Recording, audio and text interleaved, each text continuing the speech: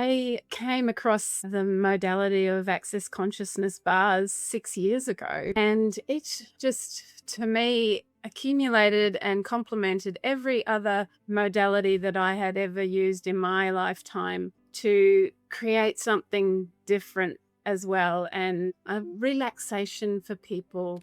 Because when their nervous system is on high alert and they're in that fight and flight, they really require just to be able to relax and come back to themselves and have a little bit of space for themselves. So it's been an amazing journey for me to be able to learn these tools and then teach others and facilitate how to be able to do that for themselves. And they can bring their power back into themselves from the tools that they've learnt all along the way.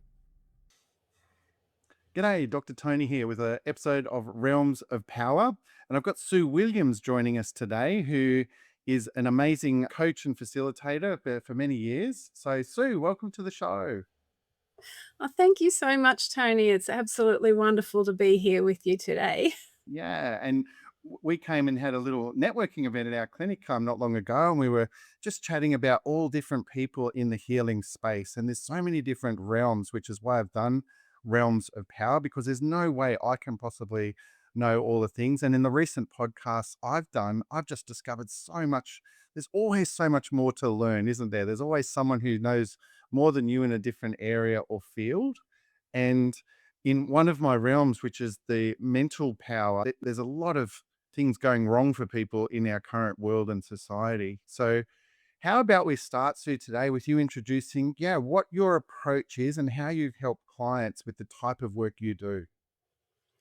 Oh, thank you so much, Tony. It's been an absolutely amazing adventure. I came across the modality of access consciousness bars 6 years ago, and it just, to me, accumulated and complemented every other modality that I had ever used in my lifetime to create something different as well, and a relaxation for people. Because when their nervous system is on high alert and they're in that fight and flight, they really require just to be able to relax and come back to themselves and have a little bit of space for themselves. So it's been amazing, amazing journey for me to be able to learn these tools and then teach others and facilitate others how to be able to do that for themselves, and they can bring their power back into themselves from the tools that they've learnt all along the way. So our whole lives we're learning about different tools, and we put them aside because they think they're not going to work. And it's, yeah, just having that base foundation to create more for yourself. Well, look, as you know, I'm a chiropractor, so I see people with stress under their nervous system, their spines being out of alignment, whether it leads to a disc bulge or back pain all day long. That's what I see. And I've worked in the mental health space before, but just when you shared that, I resonated with a client I actually just had this morning. And this gentleman, has had some quite significant back issues, and he has tried everything. He's forcing almost I'm going to try this and do that and do this exercise and this adjustment and this whatever. And I actually just had to slow him down and almost use your approach, Sue, and say, have you actually just allowed your body just to relax and receive some calmness and stillness? And his mind was like, he couldn't even compute. And I had to say it almost, I had to slow my tone and say it even a bit slower for him to just allow his relaxation to come in. And often healing and power comes from slowing down. So can you speak more into the method you use? Because I'm sure a lot of our listeners would be interested in the art of relaxation. Yes, certainly. Okay, so my approach is like a really gentle approach. So there's 32 points on your head that work on your whole of your nervous system and take you out of that fight and flight. And it gives your body just the opportunity to be able to go, thank you. And, in when you're in that thank you state, your body can then go, oh, okay, so I need to do this little bit for me, and I need to do this little bit for me. And it starts healing your whole body because your nervous system is that's what functions, And the biggest function, of your nervous system actually comes from your heart as well. So, and me, I actually had open heart surgery at the age of 39. So, because I had a near death experience. And so, all the electronics in your heart, so that whole big nervous system of your heart contributed to so much mental anxiety for me too. And so, being able to show your body how to relax and use the tools. There's different questions that you can ask yourself, you know? So, and most of what we have in our anxiety that's brought up in our lives is from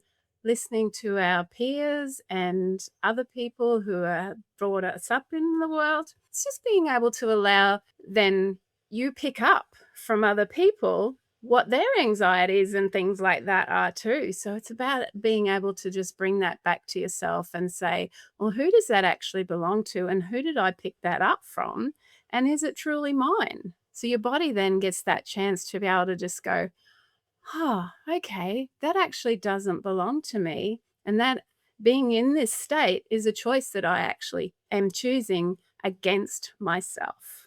So when we have that capacity to be able to open and just relax and be with ourselves, we can then choose a different way of reacting. Like we don't actually have to react, we can choose for ourselves. And my greatest thing is you actually haven't lost your power and your body hasn't lost its power to be able to recoup itself. You've actually just used it in a different way. So what I do with you know, relaxing that nervous system. I give you that space. Body processes, it's just a gentle healing of your body. It's not a manipulation where we're fighting against anything. You can just relax and your body can choose then, and you can choose then to choose something different and a kindness to you. And yeah, so that's See, the story you just shared before about your heart, your lived experience of whether it be anxiety that's led to that. And look, there are so many different causes of heart problems. Of course, it can be nutritional, it can be stress, it can be genetic. There's all sorts of different components. And the cardiologists, do what they do at that end stage emergency spectrum. But it really does start with that tightness in the chest, that anxiety. And if that is in your field long enough, it can lead to pathology. It can lead to a heart attack and heart surgery. So a lot of the time, they then will do their procedure, save your life a lot of the time. And then often the medical road is down that just medication and not really ever dealing with that resetting of your nervous system, that calm, dealing with the actual anxiety or the actual cause for a lot of people. Not everyone, of course, but for a lot of people. So, how would you have seen in your experience dealing with clients and yourself this actual calm, gentle approach does reset in right into heart pathology or lung pathology where a lot of anxiety is stored in people? yeah, so after having my heart surgery, I became that way where I actually had to look at the way I process my body, the foods that I ate. I always thought that I was really healthy and all of the rest of that. But then I'm a big observer and I watched how people in my life have reacted or whatever to whatever situations they were in. And I have family history of heart and mental situations and problems. And so it was a learning curve for me to actually go, okay, what is this? Do I actually trust myself? And am I an allowance of myself also in that trust that, okay, what I've done maybe in the past hasn't worked for me. So what else can I do now that actually could work for me without any judgment of that? So bringing yourself down and not judging you as much because we take on other people's judgment. Okay, I'm going to judge me because that person judges me, or I'm judging someone else. And it just allows your body, when you ask your question, what is this for me? Because find too, we have, as an observer, you can see the mirrors of where you mirror other people's things that actually, that works for them. So you try it on yourself. Is that going to work for me?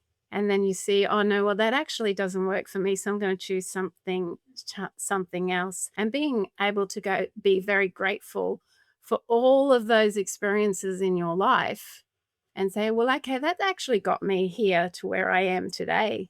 And I can, that's so I am where I am. It's okay. I'm not wrong.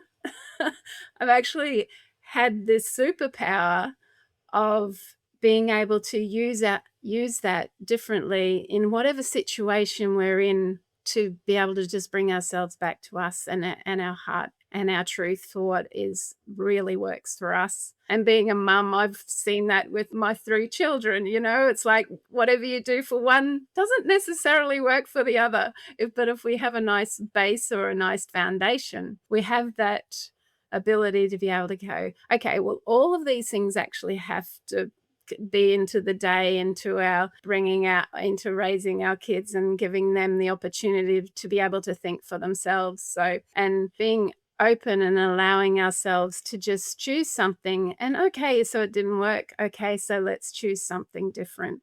You bring up so many really deep points there about reframing perspective. And the word for me that kept coming up there was everyone has their own perspective, everyone has their own uniqueness. And if you're being judged, or you should do this, Tony, or you should do that, Sue, that might not work for you. And then if it doesn't work for you, don't get all like, oh, I've failed, I'm stuck in it. It's like, okay, that didn't work for me.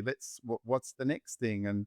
And bringing your path is not going to necessarily help for everyone, and no one can help everyone. So if that's the right path for you, but that honoring people's own uniqueness, like you said, your 3 different children, their perspectives, their worldviews is so, so important. I guess I wanted to bring up, following on from there, we've talked before about the different labels that get put on people in the mental health space. There's so many different labels these days and diagnosis of mental health. And I know you do a lot of work with kids or people with different mental health things. So can you talk into how your approach helps someone turn on their power in the mental health space? Yes, certainly. So I had a family member who has schizophrenia and multiple personality disorder, was actually institutionalized for quite a few years when I was a young child. So with that experience, actually, and then I've worked with kids with learning support requirements, ASD. I had the most amazing young fellow who has Down syndrome. He was nonverbal autistic, and I was in the childcare industry, did family daycare for many, many years when my kids were younger, so that I could be home. And he was one of my greatest teachers of so much. When I would get stressed, he would actually come up to me and stick his foot in my face, and because he wanted a foot massage.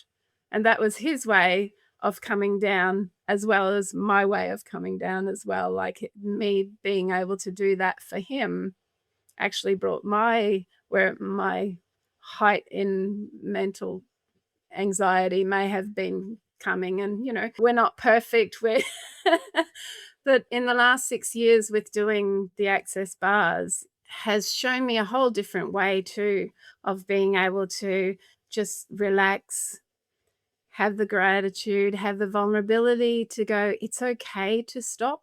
You don't have to keep work, work, work. I've just got to work, work, work. You can just bring that down with yourself. And I actually had a gentleman a few years ago, just after I started, and we were doing a free Anzac Day for the Anzacs. And colleague and I were there, and this gentleman came in, and he just wanted to sit beside us. He didn't, "No, no, no, I won't have any of that." But he was really depressed, and he went off away, and then came back later on in the afternoon, and he said he was just sitting there, and he just wanted to hold my hand, and I said, "Well, that's okay. Yeah, you can do that."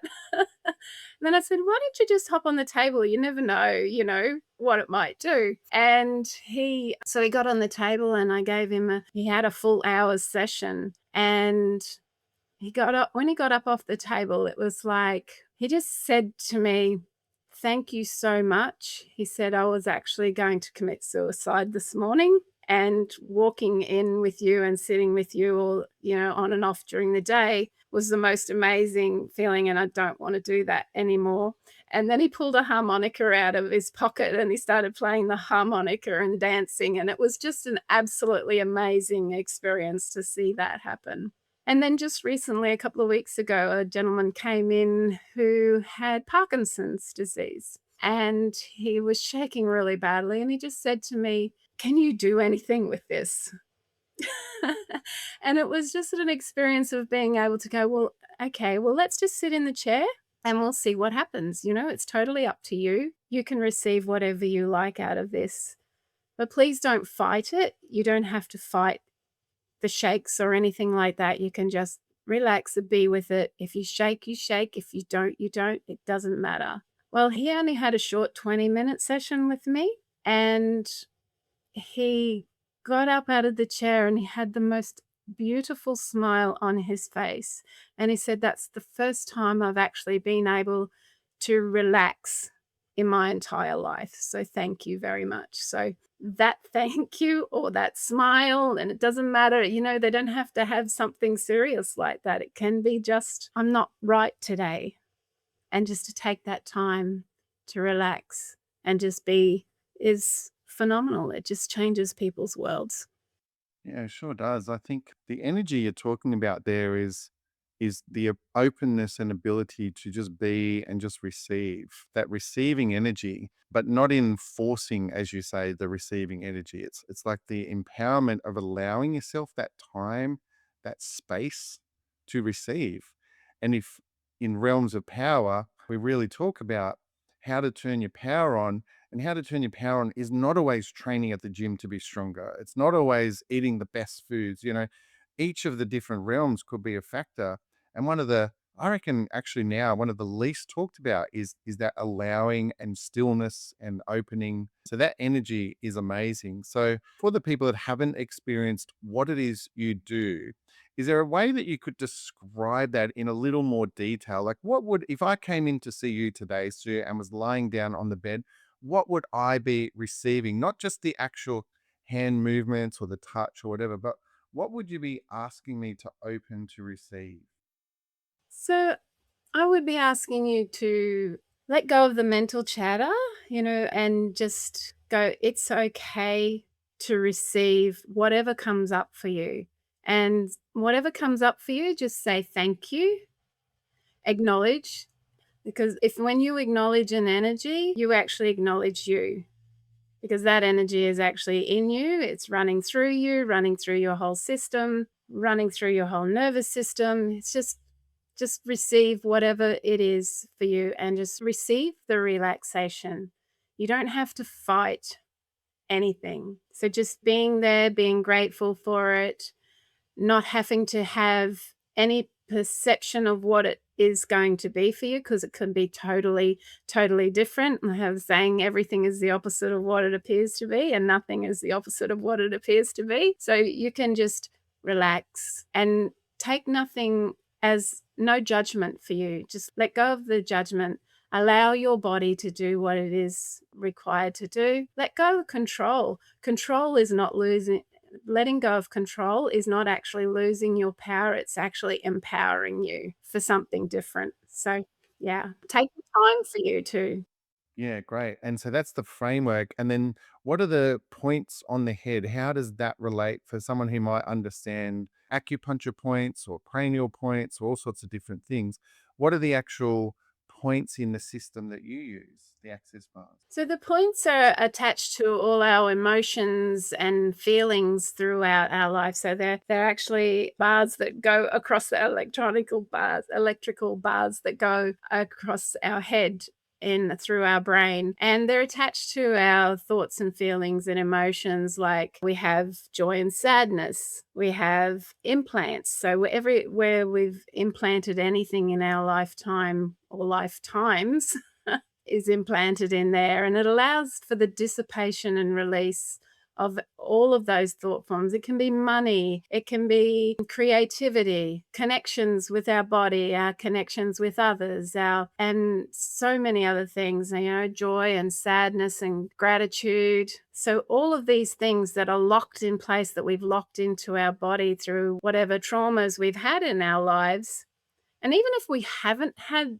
any trauma that's significant for us, it still gives you a greater expansion and brings so much joy and ease to your life that no, it just doesn't matter anymore. It's not a, how would I say? Yeah, it's not locked in anymore. So it's a release and dissipation of all that is locked into our bodies that causes pain and anxiety and anything else like that. Mm. Well, I find, and I'm sure you would too, there are some people, a lot of people, I would say, that are so busy in their mind, in their mental space of just continuing the thoughts.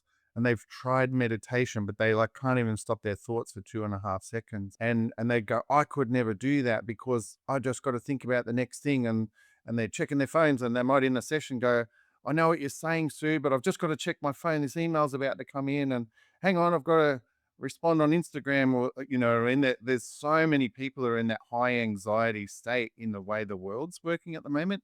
Their attention is pulled into those zones, let alone if they do have a diagnosed mental condition overlay on the top of that.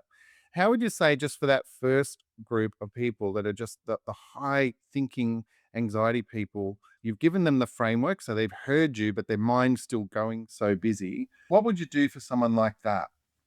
Well, I'm just ask them, and seriously, they have to choose it when they're ready to choose it. You cannot do that for them, but you can just offer them, ask, when was the last time you actually just took 5 minutes for yourself, even 2 minutes? You can learn this as like I facilitate the access bars too. I'm an access bars facilitator, and you actually can do it on yourself. So whatever it is that's there for you, if you learn the points of being able to do this, which is a one-day class, you actually learn how to do it with yourself, and it only takes 2 minutes to bring that level down. Because 'cause I've never been one who could meditate on the breathing and stuff like that. It just never worked for me. So for me, this is an accumulation of all the modalities all put together, and it's a contribution to each and every one of them. And it works all together with, complements so much. And it's something that's easy to learn, brings you ease and joy. And if you want to defrag your brain, that's another great capacity that this has. You know how you have a computer, and if you do the defrag program, it gives you more space to think. So your creativity and everything else just falls into line, and it just becomes so much easier for you if you take the time for you. So, do you actually care enough for yourself to actually choose something different in your life and a different way of doing things? That's a beautiful summary. And let's just go back again to, let's say family has a child who's got some sort of diagnosed condition. It could be autism or it could be ADD or one of the common ones now, but any of the other three-letter acronyms that are around, and that child, for instance, might be just going through it. Their body chemistry, they're not fitting into the mainstream, their box. How does it help that child, and then by association, that family? I know you've done a lot of work in that space. So, if the best way to be is like we try and control them if they're having an outburst or whatever, or you have to sit down or you have to do this and you have to do that. And that child just cannot do that. Taking them for a walk, allowing them that space to just get out of whatever it is that's triggered them in the first place. The thing is too, you can pick up on little triggers when you've worked with kids, even, as a parent, and your baby can't speak to you, but it's going to cry. And you go, oh, you're hungry. How did you know it was hungry? It didn't tell you, but it did. So there's the kids, I call them so differently abled, and they have such an amazing capacities for telepathy, like animals do, and they pick up on every single little thing around them. And it's being able to say, well, what do you know? Does anyone ever ask them that question? Or what is it that you actually require before the outburst even comes? Because you can see the little triggers, the little things that do that. So it's, yeah, just sitting with them sometimes too, because they're just so damn frustrated. It's just like, okay, well, that's okay. It's okay for you to do that. As long as you're not hurting anybody else or hurting yourself. let's just take some time and go for a walk and debrief, do some coloring, do some creative art therapy. I'm an intuitive creative art therapist as well. So implementing all of these tools, every tool that you know and you've learnt creates such an amazing difference for them. And as us as adults, we've found different ways to be able to get through life, whether we've suppressed our power or to hold it down. But when a child with autism explodes, it's because they have this capacity that they trying to show to people, and people just don't get it. So, yeah, just let them talk to you about what it is that they know. Ask them what they know, because they know amazing things, and they pick up on everything around us and around them, and it's okay. And they're not wrong. They're never wrong. Mm. Yeah, that's beautiful wisdom. And I think theme you talked about earlier about judgment, and we judge them as right or wrong, or we judge them as they don't fit in the box or whatever else. And it's looking at it from that allowing and opening to, it's just a different way. And it's, as I said before, a different perspective, a different paradigm. And what's it like for them? How could they connect? And if you could use your techniques of the energy points to help them allow themselves to receive and soften. What a beautiful journey that is. So, Sue, I better wrap up this episode. Whereabouts are you based for anyone? Because it sounds like most of the work you would do is probably in person. Is that true, Sue? Yes, so I'm based in Glenwood, which is just above Gympie, and I also do markets. So I'm around the community. I'm at the markets in Pomona on a Saturday. I'm usually in the Gympie markets on a Sunday. I'm in Maryborough once a month at the markets in Maryborough. I do Kin markets once a month. Anytime outside of the markets, and I do Amamore on a Wednesday. So any time outside of the markets, I'm based in my home clinic in Glenwood. So you're able to have private sessions, and then you're also able to book family sessions as well, for families like to get together and learn how to use the tools and what the tools are, so that it's a one day thing. You learn the tools that you have for life. Mm. And where could they find, like, say, courses or times you do that? Have you got a website or something that they can jump on and find out? So I'm just on Instagram and Facebook. I don't have a website at the moment, but my phone number is always there. WhatsApp is usually there, but my phone number is on Instagram and Facebook. Driftwood Relaxation, the waterfall effect. So that's my catch tag. Yeah, so you can just give me a call, give me a text, and we can organize anything. And I also go into what we call bars in businesses. So if a business is interested in their staff, the CEO at the top or the business owner, whatever situation they're in, it actually filters down through the whole of the workforce. And if they're in, we have an incline to our staff, the ones that keep our businesses going. So if our staff are happy to come to work because they feel valued in their work, then our businesses then explode and become something amazing, as well as contributing. So our staff contribute to our business, and we have nothing without them. So their mental health and mental agility is cornerfront of, yeah. Right.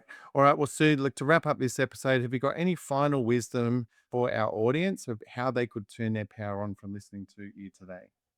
Okay, so what I say is, one I said once before too, you've not lost your power, you've just learnt to use it differently.